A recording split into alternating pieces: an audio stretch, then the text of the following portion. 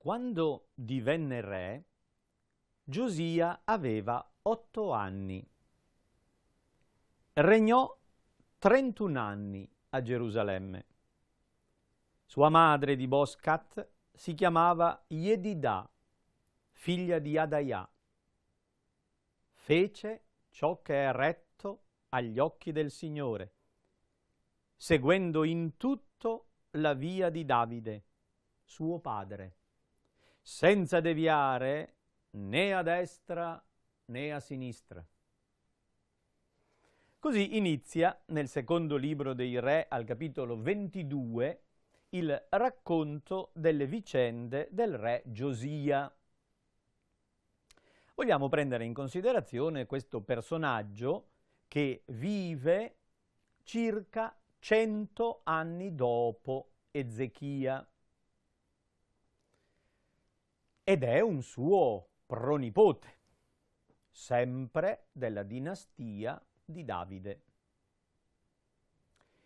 Ezechia aveva tentato una riforma alla fine dell'VIII secolo, guidato da Isaia, ma l'invasione di Sennacherib, sebbene fosse fallita, aveva messo il territorio di Giuda in una tragica situazione.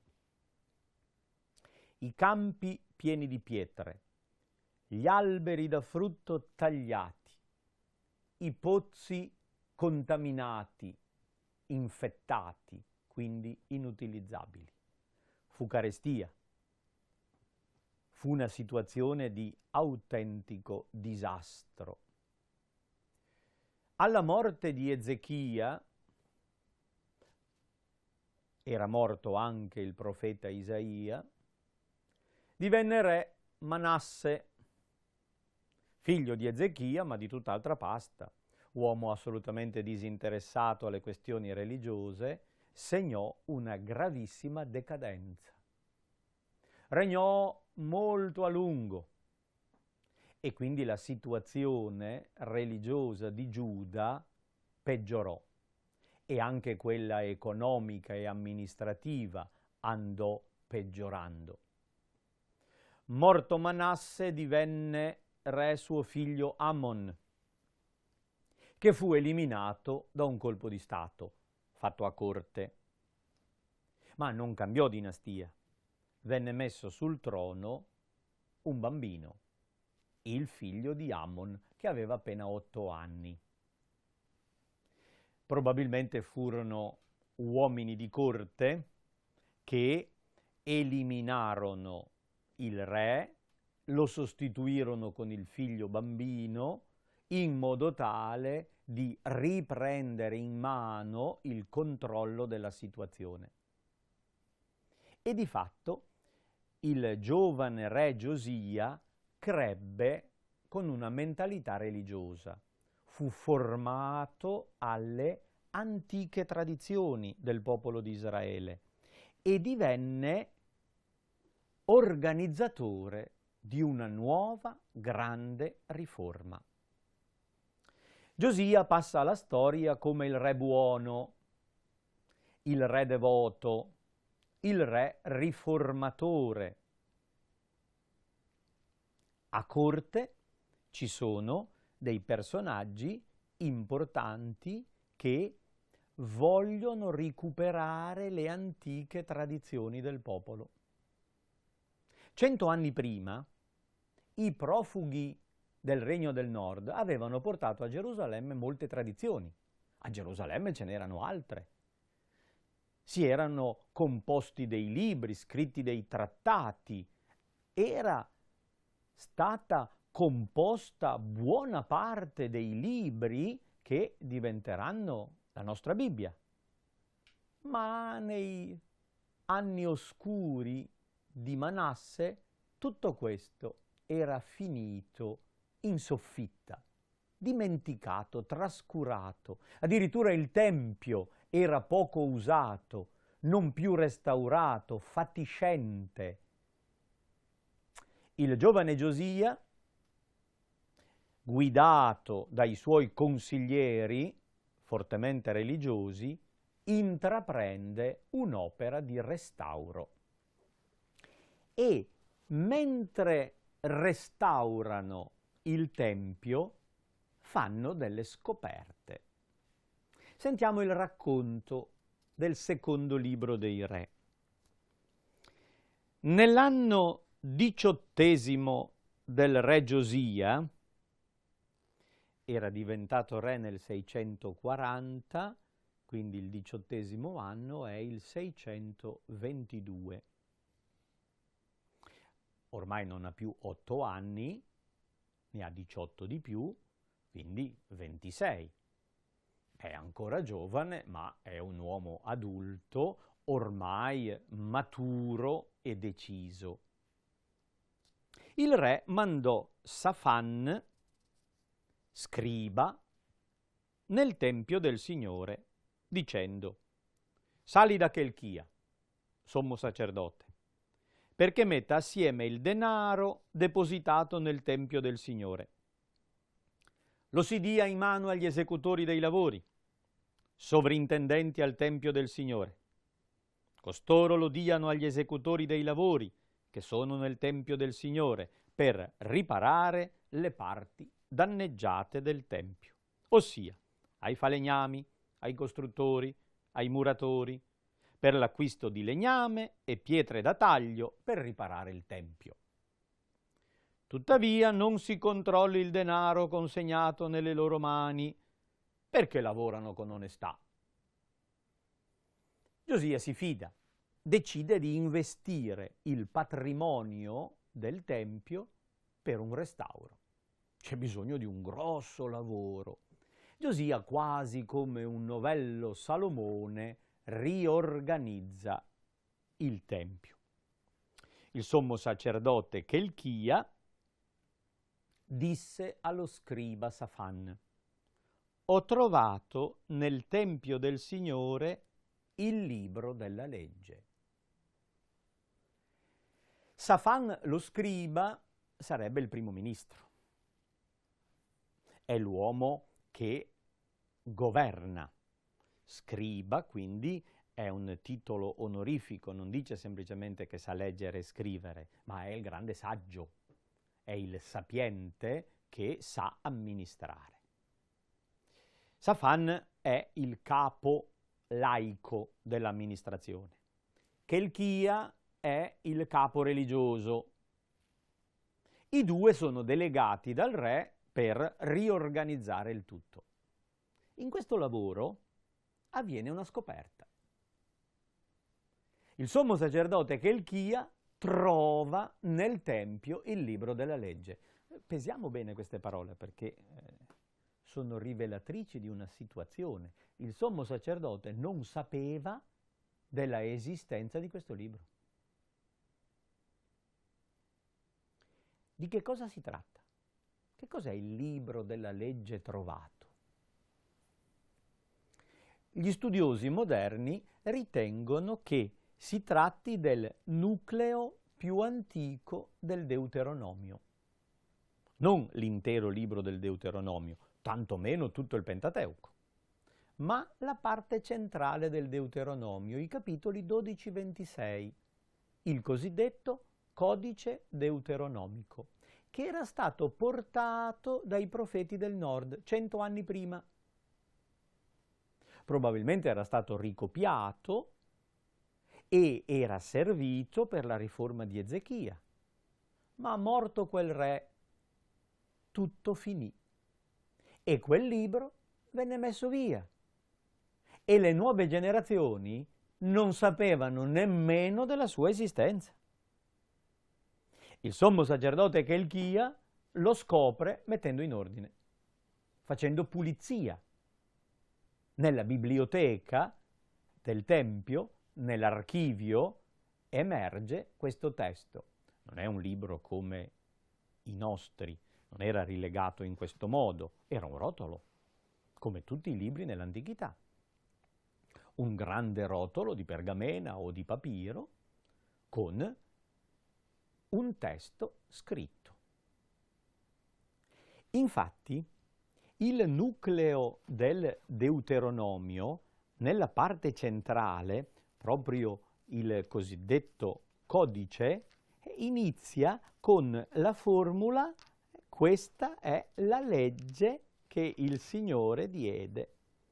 Capitolo 12: queste sono le leggi e le norme che avrete cura di mettere in pratica nella terra che il Signore Dio dei tuoi padri ti dà, perché tu la possegga finché vivrete nel paese.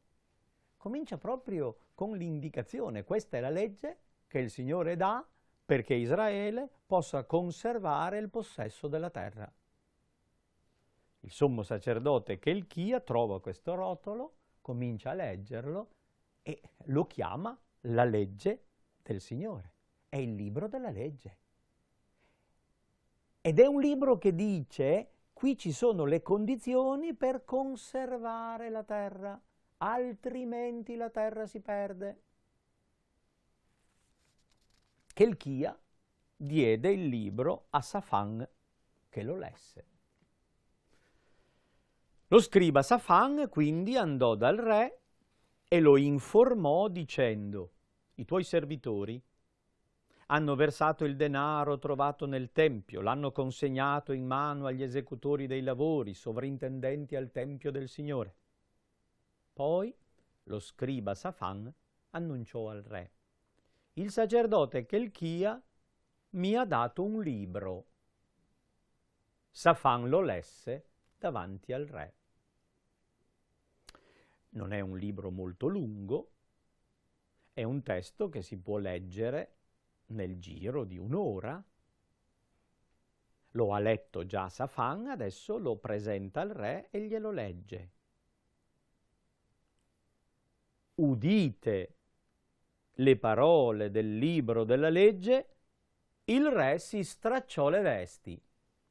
È un segno di reazione, di stupore, di scandalo, anche di penitenza. Perché si straccia le vesti il re? Perché si accorge che ciò che è prescritto nel libro della legge non è stato fatto. Il comportamento di Israele è molto diverso da quello indicato nel libro. Ora, le alternative possibili di fronte ad una simile scoperta sono due. O lo si trascura e si fa finta di niente, oppure lo si prende sul serio. Giosia lo prese sul serio. Il narratore sottolinea che ha fatto bene a prenderlo sul serio. Questa è la giustizia di Giosia: avere ascoltato fedelmente quello che il libro della legge insegnava.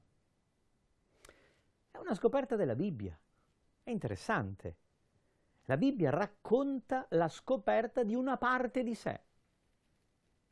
Siamo in un cammino di formazione. Giosia ascolta la lettura della Bibbia e la prende sul serio. Si accorge che riguarda la sua vita ed egli cambia impostazione per mettere in pratica quella parola che ha sentito. Il re comandò al sacerdote Chelchia, ad Achicam, figlio di Safan, ad Achor, allo scriba Safan e ad Asaiah, ministro del re: andate, consultate il Signore per me, per il popolo e per tutto Giuda, riguardo alle parole di questo libro ora trovato. Grande infatti è la collera del Signore che si è accesa contro di noi, perché i nostri padri non hanno ascoltato le parole di questo libro, mettendo in pratica quanto è stato scritto per noi. Dà incarico ad una commissione di persone istruite e potenti di consultare il Signore. Come si fa a consultare il Signore? Bisogna chiedere al Signore cosa ne pensa. Come fare in questa situazione? Consultare il Signore significa rivolgersi ad un profeta, cercare una persona che sia portavoce di Dio. Il sacerdote Chelchia, insieme ad Achicam, Acbor, Safan e Asaia, si recò dalla profetessa Culda. Il sommo sacerdote, il primo ministro e gli altri autorevoli personaggi della corte si rivolgono ad una donna.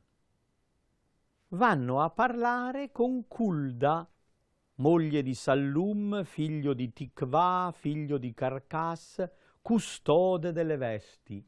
Il marito era un ministro, aveva l'incarico degli abiti della corte, ma la moglie, Hulda, è profetessa. Abitava nel secondo quartiere di Gerusalemme.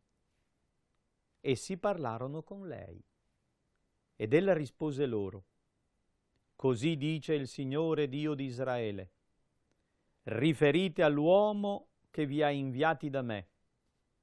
Così dice il Signore: ecco, io farò venire una sciagura su questo luogo e sui suoi abitanti, conformemente a tutte le parole del libro che ha letto il re di Giuda. Perché hanno abbandonato me e hanno bruciato incenso ad altri dei per provocarmi a sdegno con tutte le opere delle loro mani. La mia collera si accenderà contro questo luogo e non si spegnerà. Al re di Giuda, che vi ha inviati a consultare il Signore, riferirete questo. Così dice il Signore, Dio di Israele: quanto alle parole che hai udito, poiché il tuo cuore si è intenerito e ti sei umiliato davanti al Signore, all'udire quanto ho proferito contro questo luogo e contro i suoi abitanti, per farne motivo di orrore e di maledizione, e ti sei stracciato le vesti e hai pianto davanti a me, anch'io ho ascoltato. Oracolo del Signore. Per questo, ecco, io ti riunirò ai tuoi padri e sarai loro riunito nel tuo sepolcro in pace, e i tuoi occhi non vedranno tutta la sciagura che io farò venire su questo luogo. Quelli riferirono il messaggio al re. Non è molto entusiasmante come messaggio. La profetessa Culda non è andata leggera. Dice: il libro contiene la verità e tutte le colpe del popolo ormai sono arrivate al culmine. La minaccia sta per compiersi, la fine è imminente. Culda non cerca di adulare il re. Sarebbe stato normalissimo dirgli: tranquillo, va tutto bene, vedrai che la situazione si rimedia. Invece dice: è irrecuperabile, siamo in una situazione tragica, sta per finire tutto. L'unica consolazione che viene offerta a Giosia è il fatto di essere sepolto nel sepolcro dei suoi padri, di non vedere la tragica fine di Gerusalemme, che avverrà sotto i suoi figli. Giosia organizza una riforma. Non è fatalista. Di fronte a questo responso profetico avrebbe potuto mettersi il cuore in pace e lasciar perdere. Invece raduna tutti gli anziani di Giuda, sale al Tempio, compie un rito penitenziale, legge alla loro presenza tutte le parole del libro dell'alleanza trovato nel Tempio del Signore. Il re in piedi, presso la colonna, concluse l'alleanza davanti al Signore. per seguire il Signore e osservare i suoi comandi, le istruzioni e le leggi, con tutto il cuore e con tutta l'anima, per attuare le parole dell'alleanza scritte in quel libro. Tutto il popolo aderì all'alleanza. È chiaro il linguaggio deuteronomista. Il narratore ha imparato da quella tradizione e racconta una stipulazione, un rinnovamento dell'alleanza. Il re si impegna a essere fedele e il popolo accetta. E inizia così la grande riforma religiosa di Giosia, che dura alcuni anni e porta alla centralizzazione del culto. Tutti i santuari locali vengono eliminati. Solo a Gerusalemme ci sarà il Tempio. Solo a Gerusalemme si potrà fare il culto legittimo. Tutti i sacerdoti sparsi nel territorio di Israele vengono convocati a Gerusalemme. Viene organizzato un unico sacerdozio intorno all'unico Tempio e viene tutto organizzato secondo queste regole deuteronomiche. Anche la festa di Pasqua viene riformata e viene portata a Gerusalemme con la necessità del sacrificio dell'agnello nel Tempio di Gerusalemme. Al capitolo 23, versetto 22, il narratore ci offre una importante indicazione. Difatti, una Pasqua simile a questa non era mai stata celebrata dal tempo dei giudici che governarono Israele, ossia per tutto il periodo dei re di Israele e dei re di Giuda, soltanto nell'anno 18° del re Giosia, cioè nel 622, 600 anni dopo l'Esodo, questa Pasqua fu celebrata in onore del Signore a Gerusalemme. Il rito della Pasqua giudaica è frutto di una riforma religiosa avvenuta ai tempi di Giosia, che comporta molti altri elementi. Giosia è grande per questa sua riforma. È grande perché ha ascoltato la parola e il suo cuore si è intenerito e ha preso sul serio ciò che il Signore chiedeva. Purtroppo però la sua fine fu tragica. Nell'anno 609, preso da questo entusiasmo di riconquista di tutto il territorio, perché ormai il regno di Assiria stava finendo ed era sempre più debole, e quindi Israele poteva riconquistare tutto il suo territorio come era ai tempi di Davide, Giosia mosse contro l'esercito del faraone, che stava andando in Assiria per aiutare gli assiri. Giosia pensò di fermarlo per lasciare crollare l'impero assiro. Aspettò l'esercito egiziano nella valle di Megiddo, nel punto in cui la strada del mare piega verso l'entroterra in una stretta gola, costringendo l'esercito a procedere in colonnato. E nella piana di Megiddo ci fu una grande battaglia. Israele fu sconfitto. Giosia morì in guerra. Portarono a Gerusalemme il suo cadavere e lo seppellirono nella tomba dei suoi padri. E fu l'inizio della fine. La morte di Giosia fu un tracollo per la riforma.